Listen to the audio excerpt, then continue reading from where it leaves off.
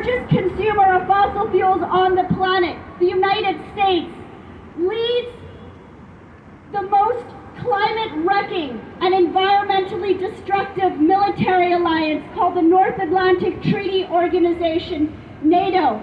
It's comprised of 31 white, Western, wealthy, colonial powers, including Canada.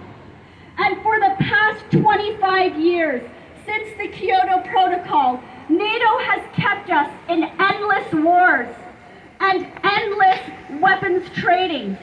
In 1999, NATO led the bombing and breakup of the former Yugoslavia, and then NATO launched its war in Afghanistan in 2001, then 2003, the war in Iraq, 2011, the war in Libya, and then from 2014 to 2019, NATO bombed with Canada, Syria and Iraq, and now NATO has instigated, prolonged and fueled another war in Ukraine.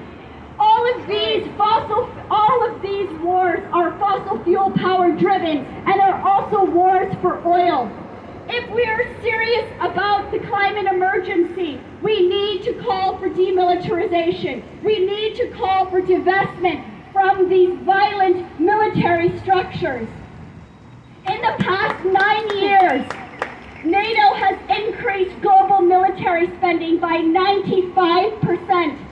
NATO accounts for 60% of global military spending, $1.2 trillion. And in Canada, our military spending has gone up 95%. Now we spend annually $39 billion on our military. But this is exactly the money that we need. This is the money we need for a just transition, for climate action, for green jobs. We can no longer spend public funds on this carbon-intensive militarism. In January of this year, our federal government announced that Canada is going to invest $70 billion life cycle for a new fleet, 88 F-35 fighter jets.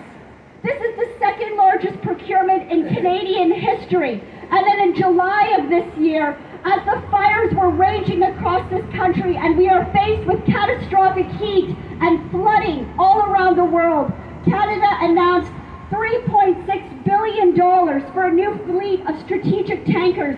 These are the aerial refuelers that supply fuel to the fighter jets that flying on the sky. So imagine these are pipelines and gas stations in the sky. And then last year, the federal government announced $36.8 billion to militarize the Arctic, our fastest warming region on the planet, our fragile Arctic Ocean. We are militarizing it with new runways for these fighter jets, new naval ports, and new military bases. But friends, not only are we in a climate emergency, we are in an ocean emergency. Our oceans are acidifying and warming. We now have 500 dead zones on the planet. But what is our federal government investing in for the oceans? $300 billion for diesel-powered warships. This is the largest federal procurement in Canadian history. We are militarizing the oceans, we are militarizing the skies, we are militarizing the land. And all of our military bases, the 40 of them that cross the country and cross the Northern Territories, are on stolen Indigenous land. So we need to demilitarize, to decarbonize. We need to cut military spending and invest in the urgent environmental and social needs across the country, because there is a link between this growing militarism and this growing poverty and growing climate emissions. We have homeless encampments across the country. We have more people using it food banks, but we are investing in fighter jets and warships and attack helicopters and prolonging wars around the world. We need to stop the wars, to stop the global warming. We need peace for climate justice. So I want you to repeat after me. Demilitarize, decarbonize. Demilitarize, decarbonize. Stop the wars, stop the warming. Stop the wars, stop the warming. Peace for climate justice. Peace for climate justice. Friends, now I want to just bring to your attention that the